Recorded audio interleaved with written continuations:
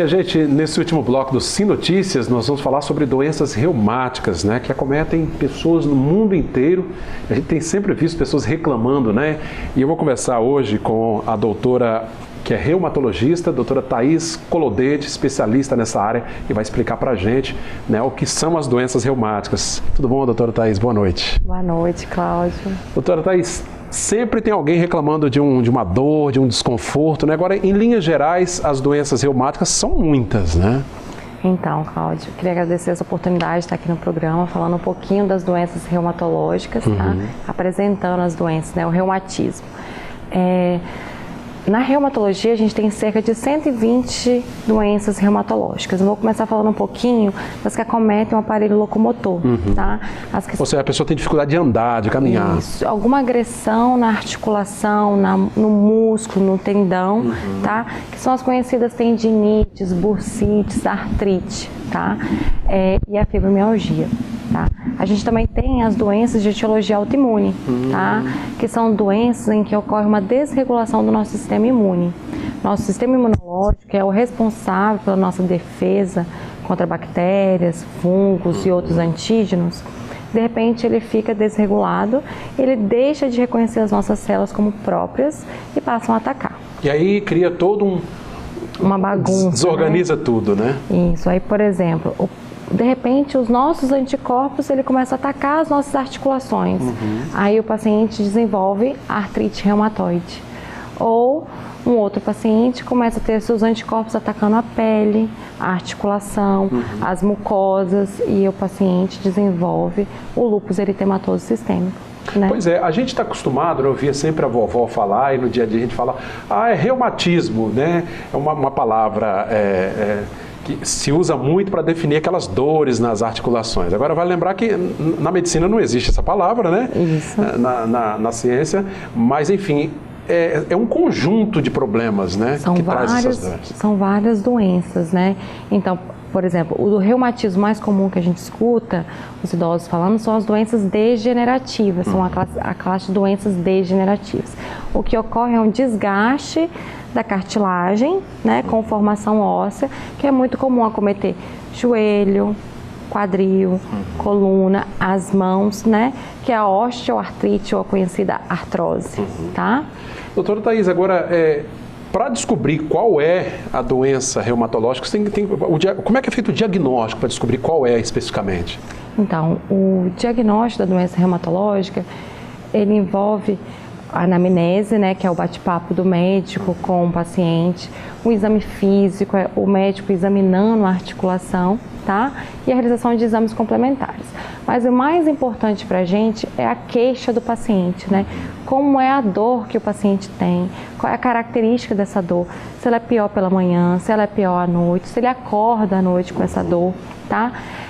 Eu vou dar um exemplo para ficar mais fácil para todo mundo em casa entender. Então, vamos imaginar um cenário de uma paciente chegando no consultório, uma mulher de meia idade, com seus 40 e 50 anos, que ela começa a sentir um inchaço nas articulações das mãos e nos punhos, tá?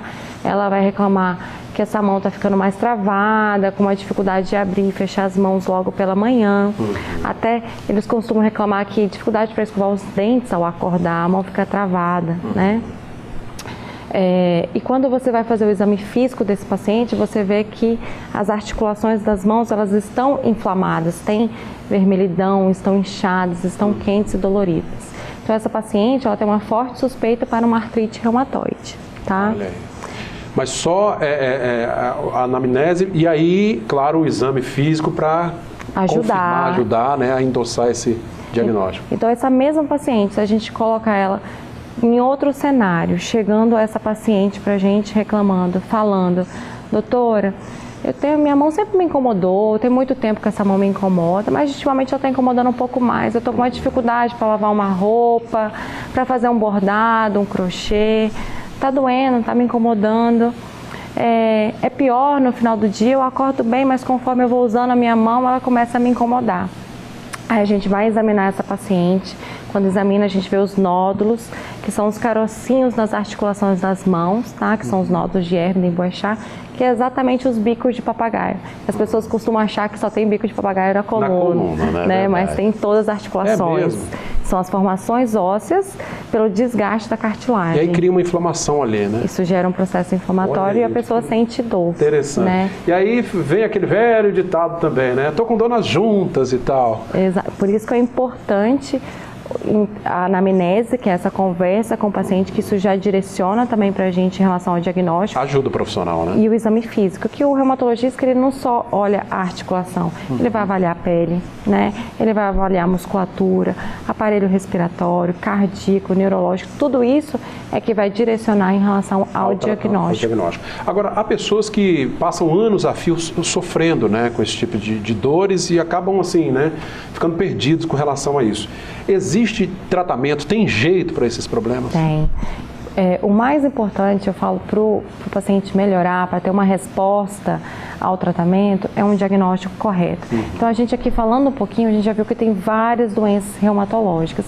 Então, se a gente pensar lá nas tendinites, bursites, que são as doenças que pegam o aparelho locomotor, né, que vai ajudar a pessoa a andar e fazer as atividades do dia a dia, se a gente não avaliar os fatores que estão contribuindo para gerar esse processo inflamatório, como a postura no trabalho, né? Se tem ergonomia, né? Se a musculatura está fraca, se a articulação já está em artrose, a gente não vai conseguir fazer um tratamento direcionado e esse paciente não vai melhorar. Então, avaliando tudo isso, além do medicamento, é assim que a gente consegue atingir a cura nesses casos, nesse grupo de doença, e melhorar e oferecer uma qualidade de vida para os pacientes. Agora, com relação às doenças reumatológicas, há algum fator hereditário também ou isso não tem? Sim, tem um componente hereditário, algumas doenças têm. Então, se a gente pensar nas doenças autoimunes, elas têm um componente genético associado, tá? Ou seja, se eu tenho um familiar que tem, é possível que um descendente dele também tenha, tá? Mas nas doenças autoimunes a gente utiliza medicamentos, né? Medicamentos imunossupressores, que existe até um medo da população em relação a esses medicamentos, porque o objetivo do remédio é diminuir a resposta inflamatória, o ataque àquele órgão que está inflamado. Então, no caso da artrite reumatoide, a articulação. Então, a gente diminui a resposta inflamatória à articulação.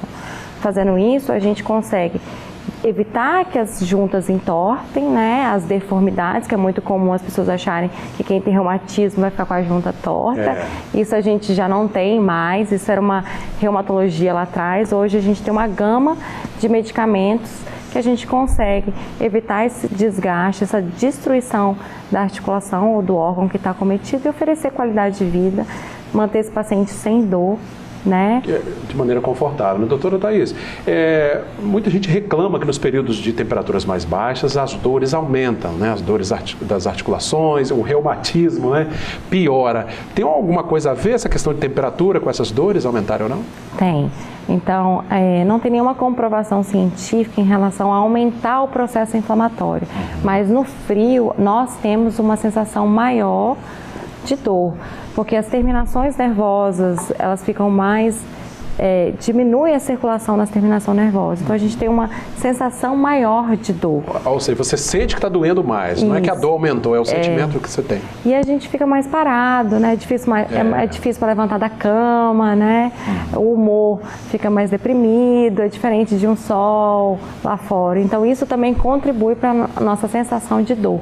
Tá certo. Agora, o que a senhora orienta assim, as pessoas que estão nos acompanhando, para quem já sofre do problema e para quem quer evitar também, né? Quais práticas saudáveis é possível se fazer para evitar ou pelo menos minimizar o problema? Sim, eu queria orientar vocês em casa que o que é importante, né, é manter hábitos de vida saudável, né? Então a gente tem uma dieta balanceada, evitar o sobrepeso, evitar o cigarro, né, evitar o álcool em excesso. Também ajuda a piorar?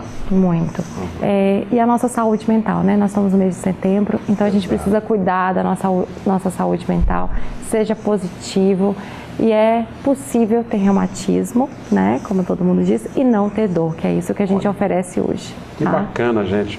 Esse bate-papo com a doutora Thaís Colodete, esclarecendo um pouco mais, né, tem tantos mitos, né, quando se fala de doenças reumáticas, né, reumatológicas, mas é importante esclarecer. Agora, na dúvida, sempre procurar o profissional, né, doutora Thaís? Pelo menos agora a gente falou um pouco em relação a quando o paciente tem que procurar um reumatologista, né, que isso é muito difícil o paciente chegar direto no reumatologista, ele fica muito tempo, né? Então, eu espero que tenha ajudado vocês em casa. Com certeza, ajudou, né, a esclarecer. Quero te agradecer por esse bate-papo, né, por essas explicações, viu, gente? Sentir dor, ficar sentindo dor constantemente, ninguém merece, né? Tem que buscar a ajuda do profissional. Doutora Thaís, obrigado pela presença. Muito obrigada, viu? Boa noite. A você que nos acompanha também pelas redes sociais, facebook.com/Rede Sindinhares. O nosso WhatsApp aparece aí 996224547. Esta entrevista, todos os nossos vídeos e reportagens, você revê pelo nosso canal no YouTube. E o telefone da redação 3373-2000. TV Sindinhares, seu canal local.